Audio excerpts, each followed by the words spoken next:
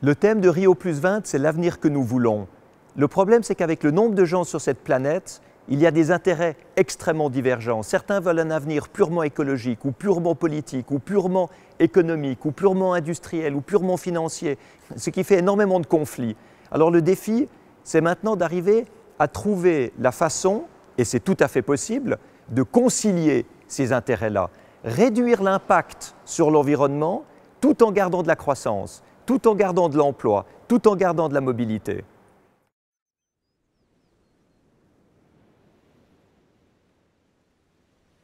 Contrairement à ce qu'on a cru pendant longtemps, l'avenir ne va pas être décidé par le libre marché ou par les principes libéraux d'économie et de finance. Ça ne marche plus maintenant à cause de la mondialisation, à cause de la spéculation, à cause de l'accélération des échanges sur notre planète. Maintenant, ce qu'il faut impérativement, ce sont des décisions politiques.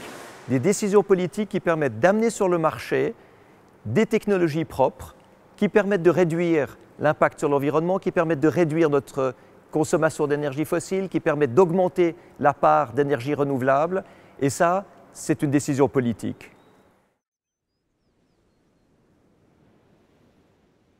Notre projet Solar Impulse consiste à faire voler jour et nuit un avion sans aucun carburant.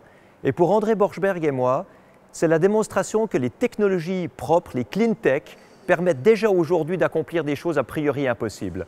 Et si toutes les technologies que nous utilisons dans cet avion étaient utilisées massivement dans notre monde, nous pourrions déjà aujourd'hui économiser 50% des énergies fossiles que nous utilisons chaque jour et produire la moitié du reste avec des énergies renouvelables.